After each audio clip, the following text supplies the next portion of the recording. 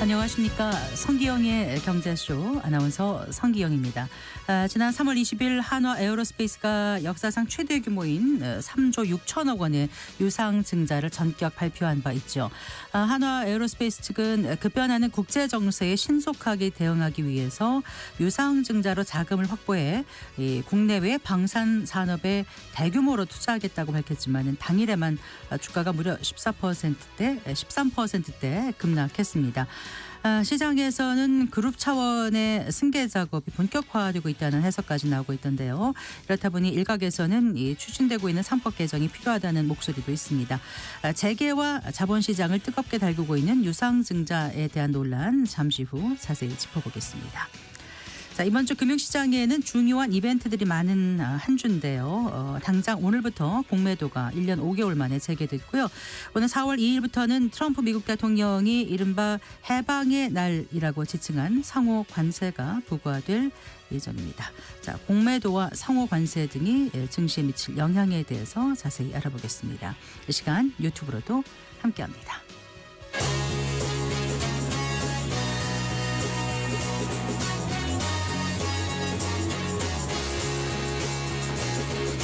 경제 시야를 넓혀드립니다. 투자의 지름길을 안내합니다. 돈 되는 정보를 발견하는 시간. KBS 1라디오 경제쇼. 먼저 오늘의 주요 경제 뉴스부터 정리해드리겠습니다. 경제 뉴스 브리핑 손석구 경제평론가와 함께합니다. 어서 나오십시오. 안녕하세요. 오늘 주식시장이 급락했죠.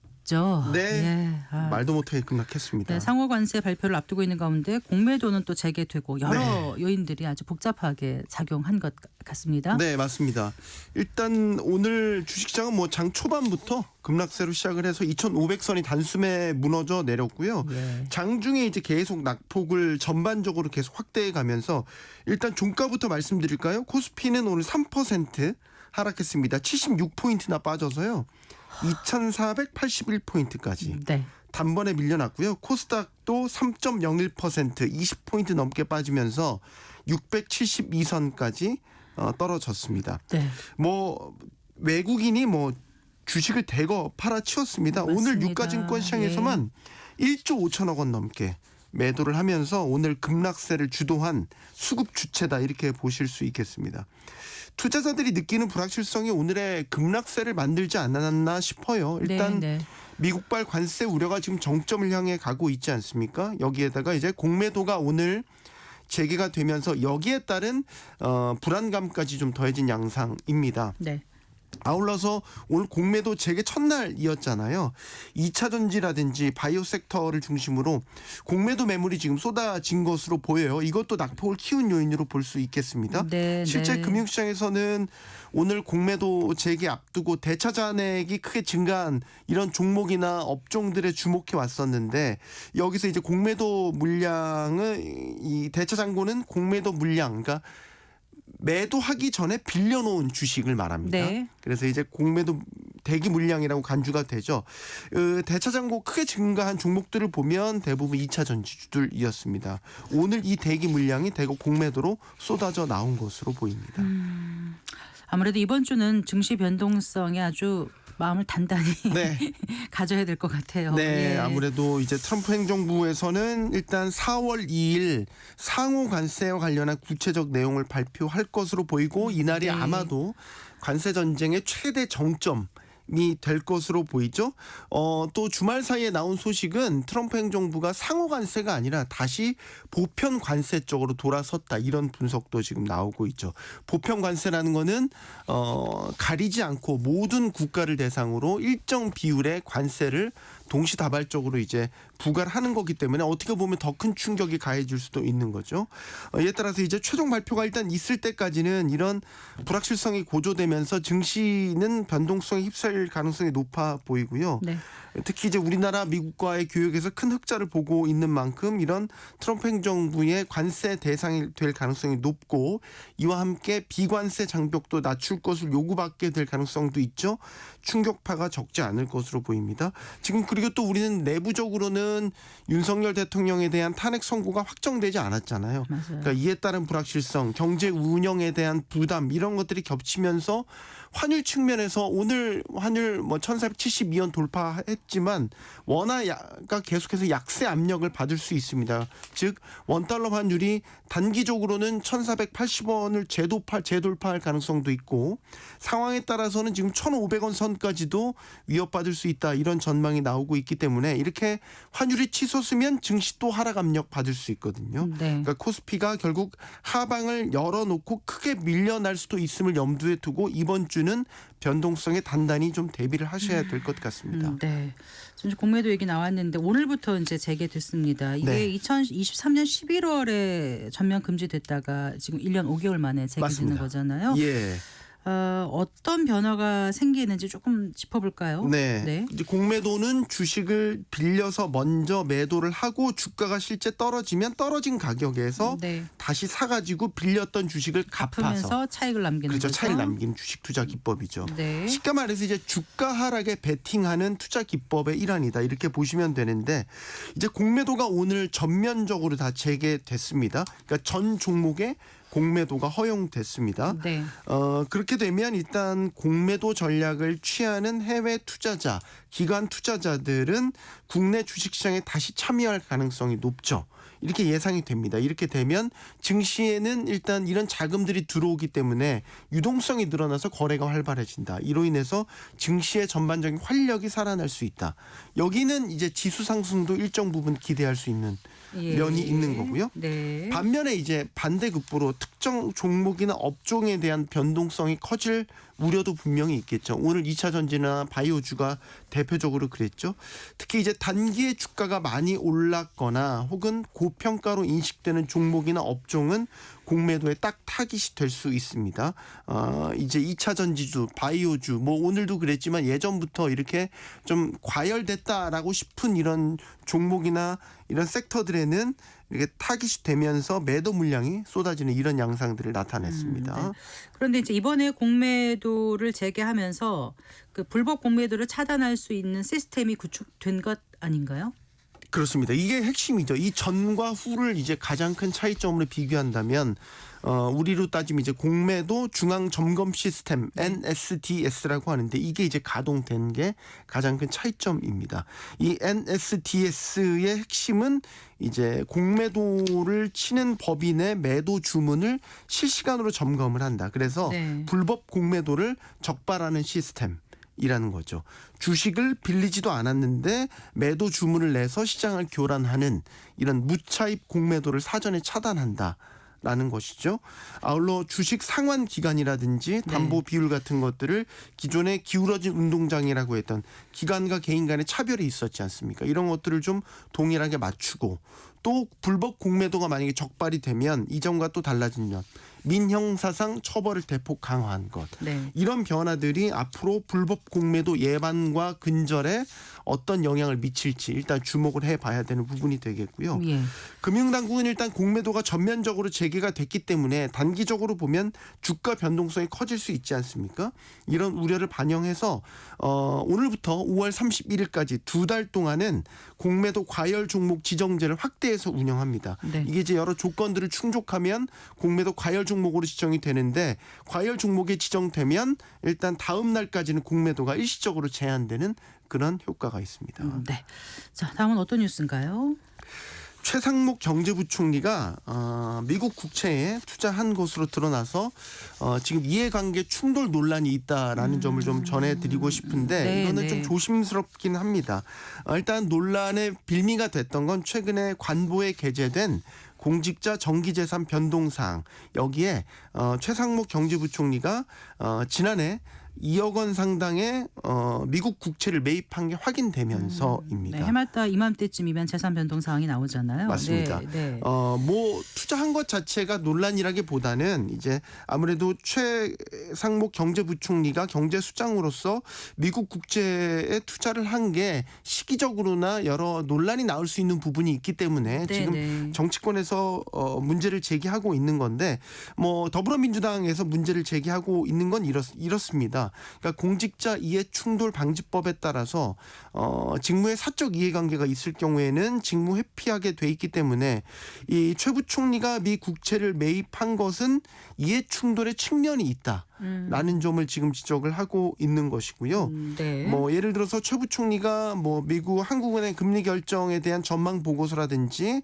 좀 미공개 정보에도 접근할 수 있기 때문에 이런 점도 혹시라도 이런 미공개 정보를 바탕으로 이런 미 국채를 투자하는데 뭐 작용을 했다면 이것 또한 내부자 거래가 될 수 있기 때문에 논란이 될 수 있다. 이런 부분들이 불거지고 있는 것입니다. 미공개 정보에 접근해서 이익을 누렸다 이런 건 그런 건 아직 아니죠. 밝혀진 모르는 건 거죠. 아닌데 그럴 일단은 여지가 있다라는 점을 지금 의혹을 정치권에서 삼고 문제 있다는 제기를 거죠. 하고 있는 예. 것이죠. 투자한 시점도 뭐 논란이 될 수 있다고 네. 하는데요. 이게 이제 작년에 미 국채를 매입을 했으면 언제 매입을 했는지도 시기적으로 봤었을 때 좀 논란이 될 수 있는 건 작년 말에 우리가 이제 그 지금 비상계엄 사태가 벌어지면서 계엄 사태가 있고 나서 이제 환율이 급격하게 올랐지 않습니까? 네. 근데 이제 이게 미국 국채라는 게 미국 자산이기 때문에 이제 달러 자산이란 말이죠. 그러면 원달러 환율 기준으로 보면 원화값이 떨어지고 즉 환율이 이렇게 오르게 되면 반대급부로 이제 달러 가치가 올라가는 거기 때문에 이 미 국채를 산 게 경제수장 입장에서 마치 원화 가치가 하락하기를 바라는 방식의 투자를 한 데 대해서 논란이 여지가 있을 수 있다라는 것이죠. 네.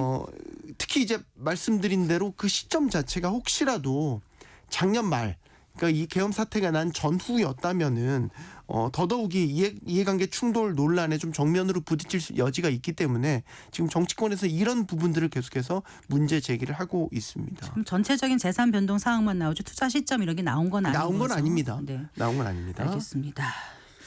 자, 그 서울 강남 지역에 그 이제 토지거래 허가제가 해제된 기간 동안 그 서울 지역의 고가 아파트 거래 비중이 크게 늘어난 것으로 확인됐다고요. 그러니까 네. 한 35일인가 해제됐다가 확대 재지정되기 있고 사이 35일 동안 거래가 네. 많이 늘어났다. 뭐 이런 건가 맞습니다. 이런 얘기인가 봐요. 지금도 원래 이제 거래가 체결되고 나서 실제 국토부에 신고하는 거는 또 이제 한 달에 말미가 있지 않습니까? 사실상 지금 그 당시에 거래됐던 거는 현재 진행형 신고 네. 접수는 현재 진행형인 건데 이제 국토교통부 실거래가 시스템에 신고된 서울 아파트 이제 실거래 자료를 분석한 결과입니다. 네. 그래서 당시 이제 오세훈 서울시장이 지난 1월에 당시 토론회에서 토지거래 허가구역 해제 가능성을 언급한 이후부터 이달 30일까지 네. 한 2달 반 동안 정도의 거래가 기간이 되는데요. 이 기간 동안 신고된 아파트의 28.8%가 15억 원을 초과하는 거래였다. 네. 이 얘기입니다.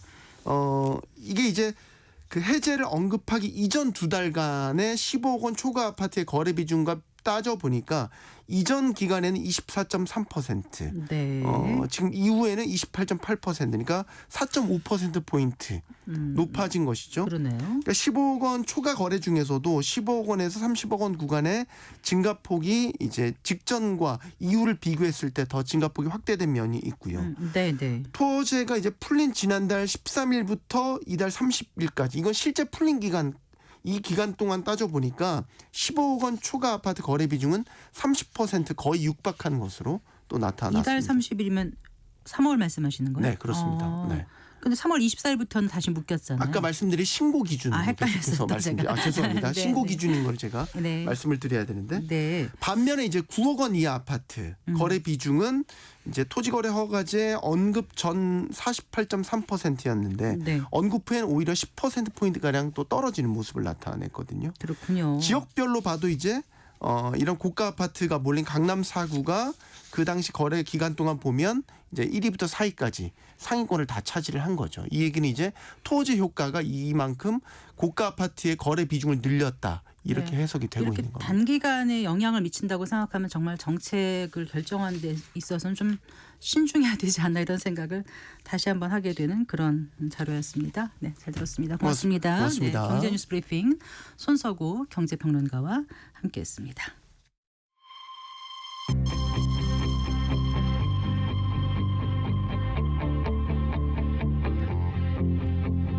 경제 전문가의 원포인트 레슨. 꼭 알아야 할 정보와 이슈를 알기 쉽게 풀어드립니다. 대한민국 경제 고수와 함께 투자의 맥을 짚는 KBS 일라디오 경제쇼. 진행의 성기영 아나운서입니다.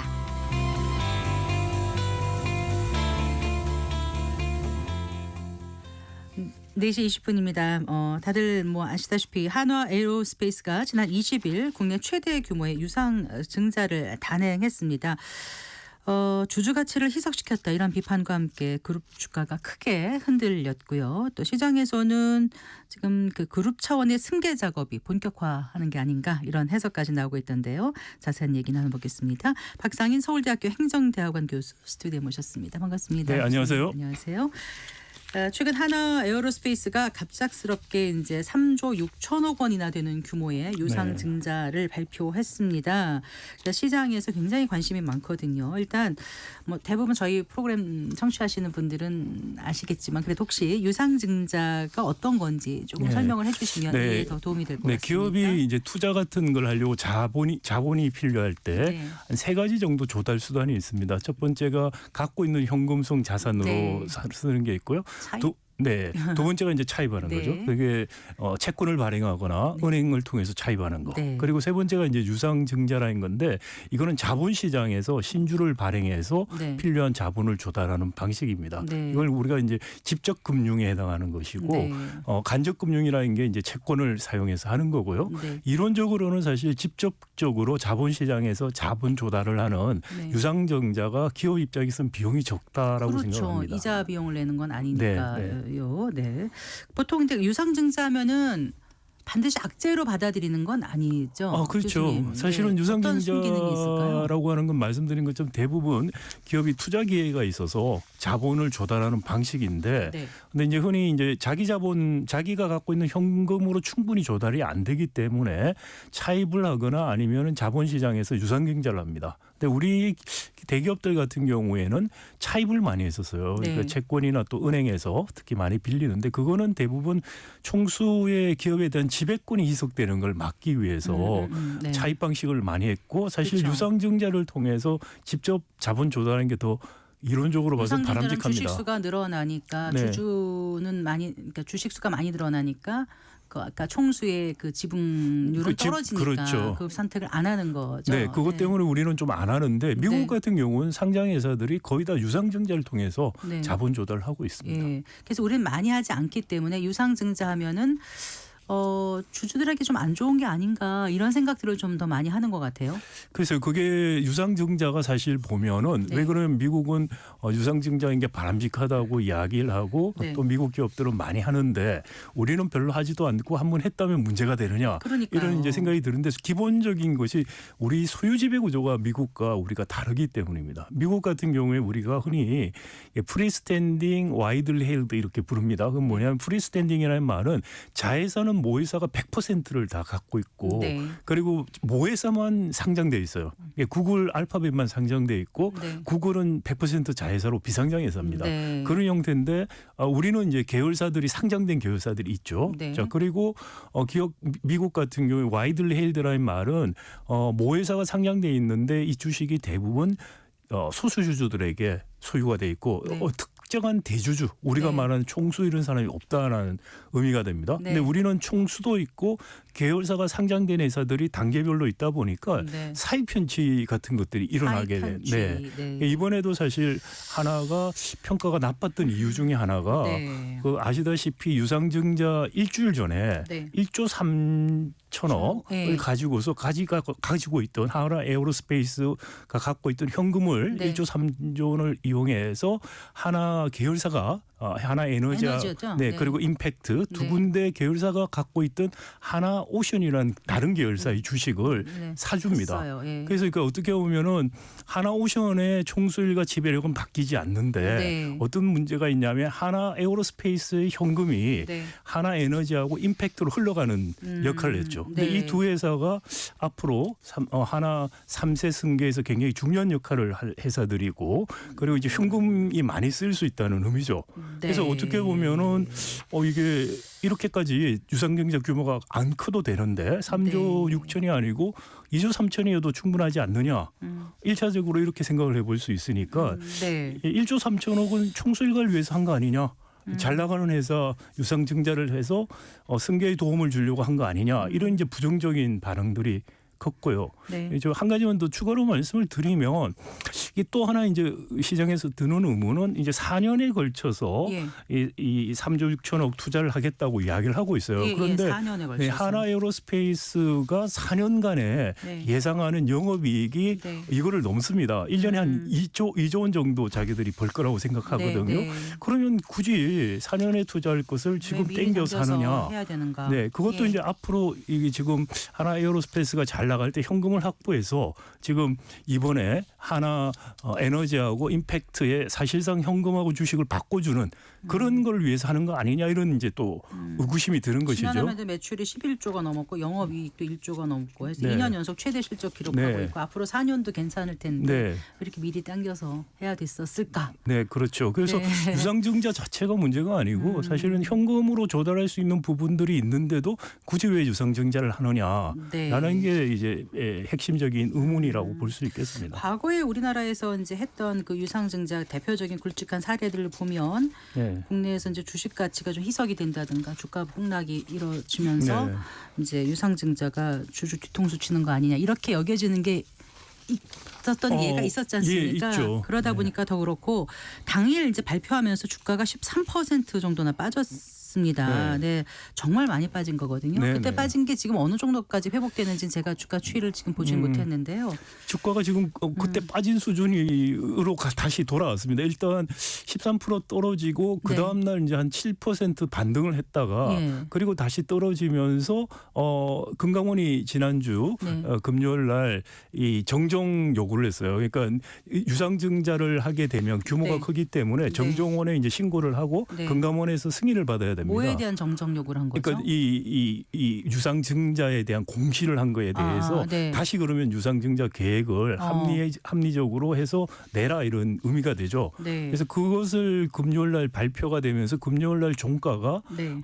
유상증자 공시한 다음 날 떨어졌던 네. 그 가격 비슷하게 63만 원 정도로 예. 떨어졌고요. 오늘은 이제 오늘은 또 추가로 전체 시장이 안 좋아서 네, 그렇죠. 한 3천 원 빠졌군요. 62만 7천 원으로 장이 마감이 됐는데 어쨌거나 지금 시점도 그렇고 이유도 그렇고 약간 좀 애매하군요. 네. 왜 이렇게 역대 최대 구매 유상증자를 했을까? 그렇죠. 예. 유상증자에 대한 합리적인 그러니까 이게 금감원에서 제가 말씀을 드린 것처럼 이게 합리적인 설명이 안 되고 있다. 근데 그 대표는 그렇게 얘기를 하더라고요. 네. 차입을 통한 투자 계획을 고민했지만 회사 부채 비율을 급격히 증가시키는 문제가 있어서 그러면은 이제 그 재무 구조가 악화되기 때문에 유상증자를 택했다.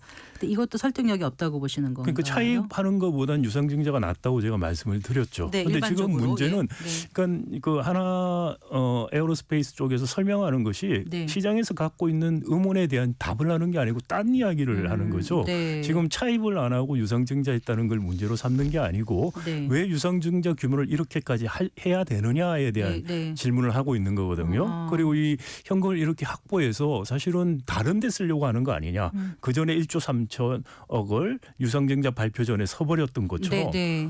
장기적으로 지금 시급하게 투자해야 될 돈이 3조 6천억이 있는데도 갖고 있는 현금을 다른 계열사 주식을 사는 식으로 썼다는 거죠. 그러니까 총수 일가의 지배력 강화를 위해서 1조 원 이상 쓰고 이제 네. 부족한 부분을 주주들로부터 떠넘겼다. 뭐 사실 이렇게. 그러니까 어떻게 보면은 하나 에어로스페이스 유상증자한 걸로 예. 총수 일가가 중요하게 생각하는 앞으로 네. 승계 과정에서 이게 분할 세습을 할 가능성이 크거든요. 거기에 네. 현금이 필요하죠. 그 현금을 많이 쓸 수 있는 계열사한테 현금을 주고 주식을 사주는 식으로 한 게 아니냐는 근데 거죠. 하나 에어로스페이스의 그 하나오션 보유 지분율을 아까 늘렸다 그러신 거잖아요. 그래서 김동관 부회장인가요? 네. 예, 그럼 지배력이 좀 더 커지게 된 그건 건가요? 아닙니다. 그건 아니에요? 아니고요. 지금 네. 하나 에어로스페이스는 주 하나가 최대 주주고요. 네. 그다음에 그 주 하나는 지금 김승현 김승현 회장. 회장이 예. 주식을 많이 갖고 있고 오늘 보니까 지분 일부를 애들한테 유증을 지금 하기로 아, 그래요? 방금 뉴스가 떴더라고요. 그렇군요. 그러니까 네. 지금 하나가 이제 3세로 이제 분할 세습을 하는 과정인데 네, 아들이 셋이죠. 네네. 그래서 이제 회사를 나눠서 계열 분리를 할 겁니다. 아마. 그래서 계열 분리를 하는 부분하고 그리고 주 하나의 김승연 회장이 갖고 있는 지분을 이게 애들에게 물려주는 거 그 두 가지 작업을 동시에 지금 진행을 할 거예요. 그래서 네. 그림들을 아마 그려서 할 건데 그 과정에서 말씀드린 것처럼 하나에너지라는 특히 계열사가 굉장히 중요한 역할을 할 겁니다. 네. 그래서 이 하나에너지가 중요한 역할을 한다는 건 현금이 좀 필요하다는 현금 필요한 역할을 하는 거죠. 네. 그래서 이 현금을 좀 지원하기 위해서 한 것이고 결국은 김동관 회장 지금 부회장. 김동 부회장 같은 경우에 하나에너지 주 하나를 통해서 에어로스페이스를 지배하기도 하고요. 네, 방산부문 지배력은 커지는 거잖아요. 아니 그러니까 유지가 됩니다. 특별히 그런 게 커지는 아닌가요? 건 아니고 계열사 간에 그냥 손바꿈만 했기 때문에 네. 지배력의 변화 없이 현금을 더 주요 계열사가 확보했다는 데 의미가 있는 거죠. 네. 그러면 나머지 아들 둘한테는 지금 뭐 변동이 없는 건가요? 제가 정확히 모르겠어요. 그러니까 지금 구조가 어떻게 돼 있냐면은요. 네. 하나가 지금 주 하나가 사실상 지배하는 회사 역할을 하고 있는데 네. 그 위에다가 하나에너지라는 비상장 회사를 올려놨습니다. 네. 그런데 그 하나에너지는 첫째 아들이 50% 지분을 갖고 있고요. 네. 둘째, 셋째가 25%씩 지배를 김동선 부사장 갖고 사장이요. 있습니다. 그리고 네. 지금 주 하나 밑에 주요한 계열사들이 다 들어가 있어요. 네. 근데 이런 계열사들을 예를 들어서 뭐 방산이나 에너지나 이런 예. 쪽으로 해서 장남에게 보내고 그다음에 금융은 차남에게 보내고 네. 그다음에 유통이라든지 로봇은 삼남에게 보내고 아하. 그런 식으로 회사를 이제 예. 쪼개야 되는 겁니다. 네. 그룹을 쪼개는데 그러려면 이제 회사 분할을 하는 여러 가지 작전을 짜야 돼요. 근데 그때 중요한 역할을 할 회사가 바로 혹시 하나에너지라는 거죠. 상법 개정 전에 네. 그 주주의 배임 소송 등 갈등을 사전에 차단하기 위한 조치라는 분석이 나오는데 여기에 대해서는 어떻게 생각하세요? 사실 이번에 상법이 만약 발효됐다면은 네. 이런 이사의 결정이 있었다면 이거는 배임 혐의로 이사들이 고발될 수 있는 사안이라고 생각이 돼요. 네. 그런데 아마 타이밍이 사실 그래서 상법이 발효되기 전에 네. 전격적으로 한 게 아닌가라는 생각이 들기도 하고요. 네. 또 이제 오늘 이제 공매도 시작하니까 공매도 전에 미리 발표한 게 아닌가라는 생각이 들기도 합니다. 네. 그러니까 이사의 충실 의무 대상에 지금 주주까지 포함하는 게 네. 상법 개정안 그게 통과가 된 거잖아요. 근데 네, 그렇죠. 국회 통과가 됐는데 됐는데 실제로 아직 이제 공표는 안 됐습니다. 아직. 공표는 안 되고 시행되는 거는 내년 상반기 중에 시행될 예정이니까 그 네. 전에 지금 다들 서둘러서 이렇게 할 위인이 생기는 걸까요? 그런 게 아닐까라는 생각이 듭니다. 네. 그래서 아까 말씀하신 대로 일단 유상증자 행보에 금융감독원에서는 지금 제동을 건 상태고요. 네. 그러니까 새로 공시를 해야 되는 겁니까? 어떻습니까? 그렇습니까? 정정해서 이게 보고를 하는데 그렇다고 해서 예를 들어서 공시의 내용을 네. 바꾸지 않고 우리는 그대로 가겠다. 대신에 설명만 더 보완해서 낼 수도 있고요. 근데 예. 이것을 향후에 어떻게 할지 좀 지켜봐야 되는데 작년에 사실 그 유상증자 때문에 크게 한번 이슈가 있었던 회사가 이수 페타시스라는 예, 회사입니다. 예. 아시다시피 이게 반도체 인쇄 회로 기판해서 굉장히 네. 잘 나가던 회사인데 네. 이 회사가 자기 하던 업무 영역과 거의 관련이 없는 그런 회사를 하나 사겠다. 네, 그러면서 한 2차 전지용 그 탄소 나노 튜브를 만드는 회사인데요. 예, 예. 제이오라는 회사입니다. 이걸 예, 예. 인수하겠다고 하면서 3천억 그리고 그 기준 투자에서 2,500억에서 5,500원을 유상증자한다고 발표했는데 네. 발표하자마자 주가가 5% 폭락을 합니다. 네. 그리고 나서 이제 금감원이 세 차례나 정정신고서를 제출하라고 했어요. 그러니까 정정신고서 처음에 내라고 했더니 이거 계획은 안 바꾸고 네. 설명만 추가하고 금감원이 다시 내라 세분을 하고 결국은 올 1월 23일 날 이 제이오라는 네. 기업 인수 제이오. 예. 인수를 포기를 해요. 포기를 하고 난 다음에 주가가 네. 기존에 있었던 네. 처음 공시 전에 네, 주가로? 주가 수준은 올라갔어요. 아 다시. 그래요. 네. 그러니 그 사이에 기다리지 못하고 네. 피해를 입은 주주들도 꽤 많을 거니까. 그렇죠. 폭락해서 네. 손절한다고 해서 파신 분들은 엄청난 손해를 봤죠. 네. 고려아연 같은 경우도 유상증자.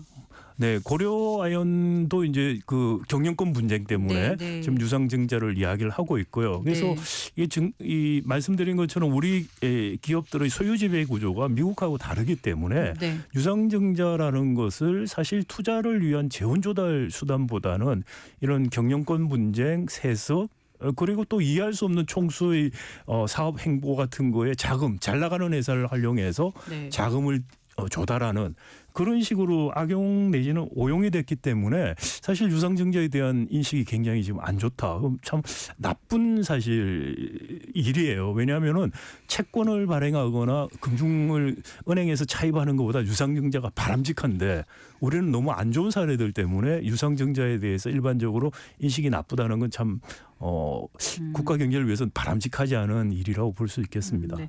지금 그 상법 개정안이 지금 어떻게 됐다고요? 지금 상법 개정안이 통과됐고 이제 권한 대행이 네. 공표를 해야 되는데 아직 공표가 안 되고 네, 그렇습니다. 있어요. 재계에서 네. 계속해서 거부권 행사라는 건의를 하고 있고요. 정부 공표는 안 되고 여당은 있습니다. 일단 상법 개정을 반대했던 입장이었었죠. 네, 그렇죠. 금감원은 지금 어떻습니까? 네, 금감원 같은 경우에는 특별하게 그 입장이 있는 건 아닌데 금감원 원장이 이복현 원장 개인적으로 네. 상법 개정안 통과 공표를 해야 된다. 그러지 않으면 근데 뭐 다시 좀 사표내겠다. 견해가 좀 바뀐 거 아닌가? 상법 개정이 아니라 자본시장법 개정을 통한 일반주주 이익보호로 견해를 바꿨다 이런. 처음에 그 견해를 이야기했죠. 했다가, 이복현 원장 같은 경우에 예. 처음에는 상법 개정 필요하다고 그랬다가 네. 그다음에 자본시장법으로 할 수 있다고 했다가 네. 개정이 이제 법 개정이 되니까 이거는 시행부터 하자. 그 이후에 보완하자 이런 식으로 입장이 바뀌었고요. 그럼 이 상법 개정안에 대한 거부권 법정 시한은 있지 않나요? 있죠. 네. 그게 좀 정확히 기억은 안 아마 나는데 5일 이번 주에 네. 5일 4월 5일 정도로 저도 네. 기억을 하고 있고요. 그때까지 안 되면 그러면은 공표가 되는 거죠. 거부권을 네, 행사하지 그때까지 않으면 하면 자동적으로 이제 공표가 되게 네. 되고요. 한 가지만 말씀드리면 그 자본시장법이라는 거는 주로 기업 합병 비율로 우리가 또 사익 편취가 일어난 일이 많죠. 삼성 물산이라든지 제일모직이 대표적인 사례였고요. 이제 그런 것 때문에 이제 이야기를 하는데 문제는 네. 지금 같은 사익 편취 이런 것들은 자본시장법으로는 도저히 걸러지지가 않는 거죠. 그럼 교수님 말씀하신 사익 편취는 상법 개정이 되면 사익 편취의 많은 부분들이 상법 개정을 통해서 어느 정도 얻게는 되지만 그걸로 충분히 되지는 않을 거라고 생각합니다. 너무 주주의 목소리를 하다 보면은 이제 기업 경영이 어렵다고 경영인들은 많이 또 어려움을 그게 토로하더라고요. 네, 전형적인 정말 잘못된 내용으로 사람들을 속이는 이야기를 하는 것 같아요. 우리 경영인들이 그런 식으로 경영을 하시거나 대국민에게 이야기를 하시는 거는 매우 바람직하지 않아요. 해외에서는 이런 상법 이런 게 똑같이 있나요? 우리나라만 빼고 선진국은 다 합니다. 네. 그러니까 일본 예를 들어서 일본 법하고 우리 법이 상법을 사실 모방을 했죠. 네. 그래서 문구는 같은데 네. 일본은 대법원에서 네. 회사의 이익이라는 것이 주주의 비례적 이익이라고 비례적 이익이라고 판례로 그렇게 해석을 하고요. 기업 이수의 충실 의무 대상에 그렇죠. 그렇게 돼 있다고요. 아니 법은 문구는 같은데 해석을 그렇게 하고요. 그다음에 일본 정부가 M&A 기업 합병에 대한 가이드라인에도 그렇게 나옵니다. 미국은요? 미국도 판례로 다 그렇게 하고 있습니다. 그렇군요. 전 세계가 다 하고 있는데 네. 그러니까 이것이 명문화 우리 같이 이렇게 시킨 게 없다고 말을 하는 건데 네, 실제로 판례라든지 또는 법 해석을 통해서 하고 있기 때문에 그래요. 그리고 우리가 이렇게 된 것은 삼성그룹에서 그때 에버랜드 전환사채 발행했을 때 문제가 됐었죠. 네. 그때 이 충실 의무를 가지고서 소송을 걸었을 때 대법원에서 네. 회사의 이익과 개별 주주의 이익은 별개라고 판결을 내려버려요. 전 세상에서 없는 정말 이상한 판례를 만들었고 네. 그것 때문에 입법적으로 바꿔야 되기 때문에 개정을 하는 겁니다. 똑같은 법안 가지고 우리 법에 처음에 모방을 했을 때 일본에서는 당연히 지금 우리가 바꾸려는 취지로 해석을 하고 다 적용이 되고 있고요. 네. 한 가지만 제가 더 말씀을 드리자면은 일본이 기업 밸류업을 했는데 일본이 우리 같이 상법이 안 돼 있어서 한 게 아닙니다. 그 무슨 말이냐면은 일본도 기업의 소유 지배 구조가 미국하고 달라요. 네. 그렇기 때문에 상법만 가지고서 안 되기 때문에 일본의 기업 소유 지배 구조를 개선하기 위해서 밸류업을 한 겁니다. 네. 근데 우리도 그러니까 상법만으로 된다고 생각하시는 분들도 큰 착각이다. 네. 우리도 나아가서 더 바람직한 소유 지배 구조 개선이나 개혁들이 있어야만 네. 진정한 기업의 밸류업이 그렇죠. 일어날 수 있다는 기업 겁니다. 밸류업도 돼야 되고 또 주주 가치도 잘 네. 지켜져야 되는 그런 자본시장 환경이 마련되어야 될 텐데 말이죠. 네, 그렇습니다. 말씀 잘 들었습니다. 네, 고맙습니다. 감사합니다. 박상희 서울대학교 행정대학원 교수와 얘기 나눠봤습니다.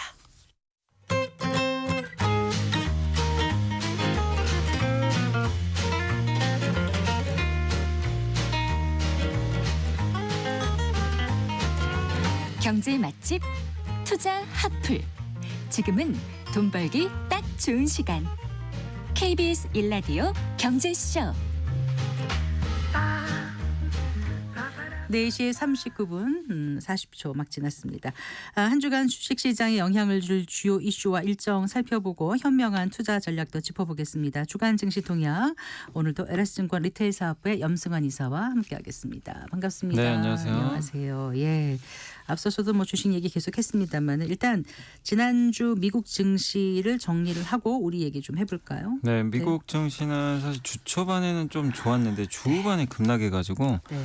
뭐 내용들은 어느 정도 아시겠지만 이제 관세, 트럼프 대통령의 자동차 관세 25% 확정 소식 때문에 미국 경기 침체 우려가 다시 제기되면서 이제 네. 특히 지난 금요일 날 좀 많이 하락을 빠졌죠. 했군요. 예. 금요일만 놓고 보면 나스닥이 마이너스 2.7%, S&P 500이 마이너스 1.9% 정도 이제 급락하면서 좋지가 않았고 주간 단위로 보면 이제 테슬라는 그래도 이제 최근에 워낙 주가 좀 많이 빠져서 그런지 주간 단위로는 한 6% 가까이 반등에 성공했는데 네. 엔비디아가 반대로 마이너스 6.8%, 애플이 소폭 하락했고요. 자동차 기업이죠. GM이 마이너스 6% 가까이 좀 빠지면서 전반적인 분위기는 많이 어두웠다 이렇게 네. 보시면 되겠습니다. 특히 뭐 흔히 스태그플레이션이라는 이제 얘기 많이 쓰는데 경기는 둔화되는데 물가는 반대로 경기 오르는 침체 속 거죠. 물가 상승. 예, 그러면 네. 사실 중앙은행이 쓸 카드가 없어요. 경기 안 좋아지면 돈 풀면 되거든요. 근데 물가 오르면 돈을 풀기가 어렵거든요. 그러니까 이게 좀 진퇴양난이죠. 어떻게 해야 될지 모르는 그런 상황이 되는 거죠. 근데 이게 실제 온 건 아니에요. 근데 이제 이렇게 올 것 같다는 이제 공포가 네. 시장을 좀 짓누르면서 미국 증시가 상당히 좀 많이 후퇴했다라고 개인 보시면 소비 되겠습니다. 지출 말씀해 주셨나요? 그 개인 소비 지출을 네. 물가 지수가 있는데 이제 그 중에 중요한 게 이제 에너지랑 아. 식품 가격 제외한 게 이제 근원 이제 PC 물가 지수인데 네, 네. 요걸 기준으로 해서 연준이 정책을 결정하는데 이게 이제 전년 동월 대비 2.8% 정도 상승을 했고 예상이 2.7이니까 네. 좀 소폭 올랐습니다. 근데 여기서 사실 조금 더 이제 문제가 됐던 건 뭐냐면 개인 소비 지출 물가 지수에는 개인 소비 지출 데이터가 따로 또 나오거든요. 얼마나 지출이 늘었냐. 네, 네. 근데 1월 달은 아시겠지만 뭐 LA 산불도 있고 막 기후 이상 때문에 미국 소비가 그때 마이너스 0.6% 감소했었어요. 아, 예. 그럼 1월보다는 2월이 많이 증가해야 되잖아요. 네. 정상화됐으니까. 네. 근데 2월 수치가 0.1%밖에 증가를 못한 거예요. 그러니까 이제 1월 달에 그 최악에서 조금 회복되는 정도다 보니까 이거는 실제로는 지금 소비가 회복이 된 게 아니다.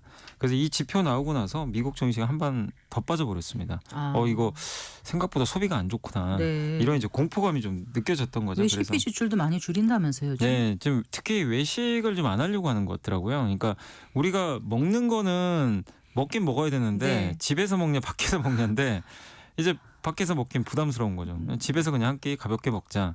그러다 보니까 이제 이런 외식비라든가 또 의류 소비 네. 이런 이제 지출들이 좀 줄어들 수 있을 것 같아서 이런 부분들이 어쨌든 주가 지수에 상당히 좀 부정적으로 작용을 했던 것 같습니다.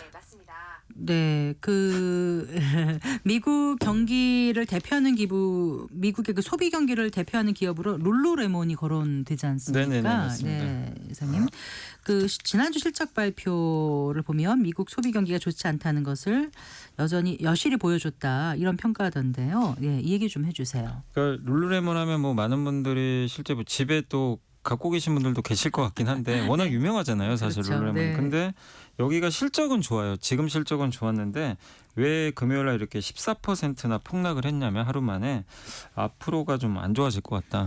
그래서 지금 매장 트래픽이라고 하는데 매장에 방문하는 사람들이죠. 그걸 트래픽이라고 네, 하군요. 네. 요게 1분기 초반에 좀 부진했는데 이 부진이 앞으로도 이어질 것 같다. 경영진에서 직접 언급을 했으니까 아까 외식과 똑같아요. 사람들이 이제 밖에서 뭔가 소비하는 거 이걸 좀 줄이려고 하는 그런 모습들이 좀 나오는 것 같습니다. 특히 이 룰루레몬도 대표적인 소비 회사다 보니까 관세 영향도 좀 자유로울 수는 없거든요. 근데 이제 물론 룰루레몬은 네. 지난 2년간 공급망을 좀 다각화를 했대요. 그래서 중국 네. 비중도 많이 줄여놓긴 아하, 했지만 네. 그러나 이번이 중국 비중 줄였다고 안심할 수 있는 게 전 아니라 세계를 전 세계를 다 겨냥하니까, 타겟으로 관세가. 하니까 예. 그러니까 결국 중국에서 벗어났다고 해서 이게 이제 좋아지는 게 아니라는 거죠.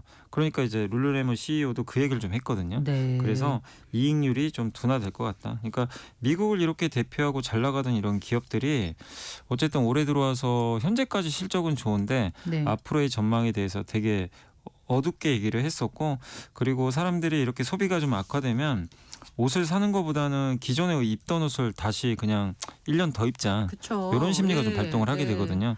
그러다 보니까 이제 이렇게 그 새 옷을 사야 또 돈을 벌 수 있는 그런 기업들은 좀 안 좋아질 수밖에 없고 이런 것들이 결국 미국 경기의 미래가 밝지 않다. 그러니까 아까 말씀드린 그 스태그플레이션 네. 이런 거를 이제 어떻게 보면 룰루레몬이 또 약간 대변하는 그런 좀 지표를 발표한 것 같습니다. 네, 그래요. 지금 미국에서 그 AI 과잉 지출에 대한 경고가 계속 나오고 있던데요. 그 엔비디아 주가가 지난주 6.82% 빠졌다고 하셨잖아요. 네네. 그런 이유에서 급락한 걸까요? 그리고 이제 엔비디아가 투자했던 그 AI 기업이 코어 위브, 위브잖아요. 예. 네. 이제 그 코어 위브가 상장을 했는데 기업 가치가 이 상장 과정에서 또 하락했다 이렇게 알려지면서요. 네. 보면은 미국 AI 기업들이 이전만 좀 못한 게 아닌가 이런 생각을 조금 하게 되거든요. 그러니까 예전에는 막연히 좀 너무 많이 지출했으니까 줄이지 않을까 딥시크 사건 터지고는 그랬는데 올 설 이게 이제 좀 이후로, 우려가 예. 더 되는 게 실제 이제 이런 현상들이 실제로 이제 데이터로 나오다 보니까 시장이 더 좀 긴장하는 것 같아요. 그래서 이제 엔비디아한테 안 좋은데 일단 지난주에 이슈 중에 하나가 알리바바 회장이 네. 미국 AI 기업들 너무 데이터 센터 지출 많이 하는 것 같다 경고를 좀 했었고요. 네. 실제 또 미국의 증권사가 마이크로소프트가 신규 데이터 센터 프로젝트 취소했다 이렇게 보고서를 또 쓴 거예요. 네. 이거 당연히 이제 좀 놀랄 수밖에 없는데 그러네요. 아까 이제 물어보신 대로 코어위브라는 회사가 이제 엔비디아가 투자했던 기업인데 네. 이 회사가 뭐 하는 회사냐면요. 엔비디아 AI 칩을 장착한 그 데이터 센터 있죠. 네. 이걸 만들어서 임대를 해줘요. 그러니까 AI 데이터 센터 없는 데이터 기업 센터를 임대해 준다. 근데 여기 주요 고객사가 마이크로소프트예요 또. 그러니까 아까 말씀드린 마이크로소프트가 뭘 또 취소했다고 지금 이제 네, 알려졌잖아요. 네. 그러다 보니까 이제 기업 가치가 상장 전에 원래는 350억 달러 정도 예상을 했었거든요. 네. 근데 이게 제가 이제 다시 한번 찾아보니까 숫자를 보니까 230억 달러까지 떨어졌다가 최종적으로는 189억 달러에 결정이 됐어요. 공모가 기준으로. 거의 반토막 난 거죠. 아, 네. 그러니까 이렇게 가치가 떨어진 상태로 이제 이 회사가 상장을 하다 보니까 이거 AI 진짜 데이터 센터 이거 지출 줄어드는 거 아니냐. 이런 좀 이제 우려감들이 좀 실제적으로 좀 나오고 있고 이거는 미국 증시를 지탱하던 게 어쨌든 AI거든요. 네. AI에 대한 또 어두운 그림자가 조금 펼쳐지면서 네. 이 미국 시장 전체에도 좀 부담으로 이렇게 작용을 코어위브가 했습니다. 그럼 언제 상장했다고요? 그 금요일 날이요. 금요일 지난주 금요일. 네, 지난주 그럼 이번 주 이제 코어위브 주가를 좀 보면 대충 예. 좀 가늠이 될 수도 있겠네요. 일단 이제 그 당일 날은 미국 증시가 급락해도 공모가에 그냥 끝났어요. 네네. 끝났는데 이제 앞으로 한 일주일은 더 지켜봐야 될 것 같습니다. 아, 근데 공모가가 너무 낮게 됐네요. 처음에 네, 생각했던 맞습니다. 것보다요. 자, 지금 이제 미국 증시는 그렇고요. 네. 오늘 우리 증시가 이게 제가 좋아서 웃는 게 아니라 너무 네. 어이가 없이 많이 빠져가지고 예, 근데 오늘 다들 뭐 힘드실 것 같아요. 예, 오늘 이 2000 정도까지로 예상을 하셨나요? 아니 저도 이렇게까지는 그러니까요. 예. 왜냐하면 금요일도 안 좋았는데 이제 네. 연달아 폭락을 했는데요. 네. 일단 이제 오늘 같은 경우는 2,500이 깨져서 지수가 2,481.12포인트에 끝났고 그 76.86포인트나 폭락을 했습니다. 코스닥은 672.85 그래서 네. 마이너스 20.91인데 퍼센테이지로는 3% 대죠. 양 지수가 모두 다 3%인데 이렇게 이제 빠진 이유는 이제 시장에서는 두 가지로 많이 꼽는 게 첫 번째가 트럼프 대통령이 이제 주말 사이에 나왔던 뉴스가 원래 4월 2일 날 상호관세를 부과하기로 했잖아요. 네. 나라마다 다른 건데 뭐냐면 그게 아니고 전 세계 모든 국가 모든 제품에 그냥 동일하게 20% 보편 관세로 하겠다. 네. 이 얘기가 또 나온 거예요. 그러니까 이제 자꾸 지금 오락가락 하거든요. 뭐 상호 관세 한다 그랬다가 그러니까 이제 시장이 주말에 그 뉴스가 나오면서 오늘 아시아 시장을 강타시켜 버렸습니다. 네. 그래서 일본 니케이도 폭락을 했고 그래서 관세가 좀 불확실하다는 거 그게 하나고요. 또 한 가지는 오늘 이제 5년 만에 네. 우리나라가 공매도가 재개됐거든요. 네. 이 5년 만이라는 건 이제 전 종목. 전 네. 종목 다. 네. 그래서 이제 5년 만에 재개가 됐는데 오늘 가장 많이 빠진 업종이 또 2차 전지. 2차 전지더라고요. 2차 전지에 깜짝 집중이 된 것 놀랐습니다. 같아요. 네. 그래서 아마 2차 전지가 공매도 타깃이 된 것 같은데 이 두 가지 좀 악재들이 좀 이제 어우러지면서 국내 증시는 상당히 오늘 좀 어려운 흐름을 좀 보였습니다. 니케이가 4% 넘게 빠졌죠. 네, 일본도 많이. 그러니까 이게 꼭 우리나라만 지금 그런 건 아니고 전 세계가 좀 관세 공포에 좀 네. 떨고 있는 상황입니다. 그 관세 정책 얘기한 게 지금 20%를 다 공이 똑같이. 근데 이게 결정된 건 아니고 또 결정된 이제 건 이렇게 아니고. 지금 보도가 또 나온 거예요. 예. 20% 할 것 같다. 근데 예. 4월 2일입니다. 이제 네. 그 발표하는 날짜가 그날 트럼프 대통령이 어떻게 발표할지 사실 좀 지켜봐야 되겠습니다. 네. 그 자동차에 대한 관세부가 25%인 거죠. 네, 25%로 이거는 4월 3일. 날짜도 막 네, 헷갈려요. 그러니까 이게 막 자꾸 바뀌어가지고 일단 4월 3일부터 시행이 되는데 네. 지금 이제 처음에 현대차는 어마어마한 돈을 대미 투자하겠다고 발표를 하지 않았습니까? 네네. 백악관에 가서. 근데 지금 이 자동차 관세 부과가 그 이후에 또 결정이 되면서 어쨌거나 좀 뭔가 불똥은 튈 것 같다는 생각도 들고요. 네. 네. 예, 현대차가 31조 투자를 했는데도 이제 하는데도 불구하고 좀 관세 부과하니까 상당히 좀 어려워진 상황인데 이건 뭐 모든 자동차 회사에 다 포함되는 그런 이제 상황이라고 보시면 되겠고 네. 이게 이제 어쨌든 관세를 부과하게 되면 현대차가 지금 미국에서 생산하는 비중이 현재까지는 그 미국 생산 비중은 35%밖에 안 되거든요. 네. 근데 이거를 이제 만약에 이 31조 투자가 다 끝나잖아요. 그러면은 반대로 바뀝니다. 70%가 미국 생산이에요. 이제 관세 영향을 많이 줄일 수가 있겠죠. 몇 년 내에 이렇게 할 수 있는 이게 거죠? 28년까지라고 합니다. 3년. 근데 당장 네. 이제 조지아주의 새로운 공장 하나가 작년 10월에 완공이 됐어요. 예, 그것까지 하면 네. 30만 대가 더 증가해서 그러니까 그 미국 생산 비중이 58%까지 올라가요. 네. 58%니까 어느 정도 완충 효과는 이제부터 생길 수 있는데 문제는 네. 이렇게 이제 관세를 올리게 되면 이 소비자 가격이 오를 거란 말이에요. 미국에 생산을 했는데 네. 이 자동차 가격이 올라가게 되면 소비자들이 또 부담을 느낄 수밖에 없기 때문에 차가 이것도 안 팔리는 거 아닐까 네. 이런 좀 우려감은 있는 것 같아요. 그래서 지금 현재 어쨌든 지금 모든 자동차 회사들한테 상당히 지금 이 관세 부과가 좀 악영향을 줄 수밖에 없고 미국 언론에서는 테슬라가 유일한 승자 같다. 왜냐하면 왜요? 테슬라는 모든 그 미국에서 판매되는 걸요 미국 안에서 다 합니다. 네. 100%예요. 부품 빼고는. 네. 일부 부품은 이제 다른 나라에서 받는데 그건 영향을 받아요. 그게 한 25% 정도 되는데 네. 네. 그 안에서 조립하고 생산까지 다 하니까 사실 테슬라는 이제 사실 큰 영향 없는 거죠 어떻게 보면. 근데 현대차는 지금 당장은 아까 말씀드린 대로 현지 비중이 35%밖에 안 돼서 네.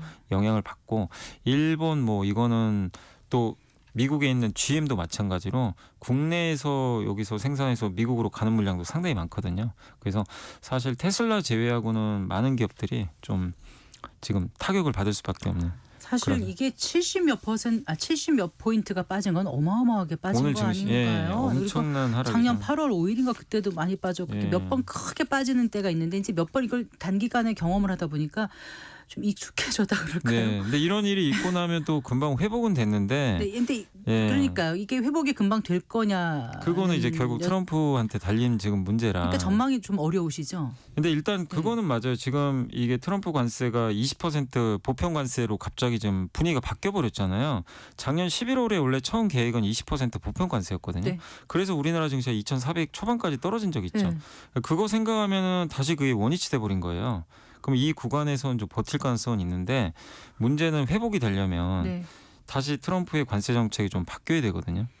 좀 약간 이제 생각보다 좀 그 관세율이 좀 낮아진다거나 나라별로 좀 다르게 한다거나. 근데 그거를 지금은 알 수가 없고 4월 2일 돼야 알고요. 4월 1일까지 무역 대표부가 지금 조사를 끝냅니다. 모든 조사를 지금 다 끝내서 트럼프 대통령한테 보고를 해야 돼요. 무역에 대해서 어떻게 할 건지. 네. 그걸 받고 4월 2일 날 발표를 하거든요. 네. 근데 거기에 이제 모든 게 달려 있는데 언론 보도도 이런 식으로 할 거라고 했지만 사실 별로 맞은 적이 없었어요. 그 외신 언론 보도 보면 네. 이렇게 한다 그랬는데 트럼프는 반대로 하고 또 이렇게 한다 그러면 트럼프는 언론 보도랑 또 반대로 하는 경우들이 워낙 많아가지고 4월 2일까지는 뭐 어쩔 수 없이 지금 상황을 지켜보는 수밖에 없는 것 같습니다. 네. 자, 4월 2일은 그렇고요. 뭐 또 이번 주에 그 금융 일정을 좀 주목해 보면 도움이 될까요? 네, 이제 이번 주 일정은 그 4월 1일 내일은 이제 한국의 3월달 수출 데이터가 나오게 되고요. 네. 또 내일 모레는 이제 아까 말씀드린 대로 트럼프 행정부가 이제 관세부가 발표를 하니까 그게 제일 중요할 것 같고 테슬라가 그날 1분기 차량 인도량을 발표한다고 합니다. 이거 중요한 굉장히 좀 거네요. 중요한 지표라 네, 네. 이게 어느 정도 예상을 상회할지 한번 보시고 이제 4월 3일 같은 경우는 이제 미국의 3월달 ISM 서비스업 지표도 발표되고 네. 4월 4일은 이제 미국의 3월달 고용 보고서 네. 발표되니까 참고하시면 되겠습니다. 알겠습니다. 잘 들었습니다. 고맙습니다. 네, 감사합니다. LS 리테일 사업부의 염승환 이사와 함께했습니다. 마칠 시간입니다. 성기영의 경제쇼 오늘 순서 여기까지입니다. 아나운서 성기영이었습니다. 고맙습니다.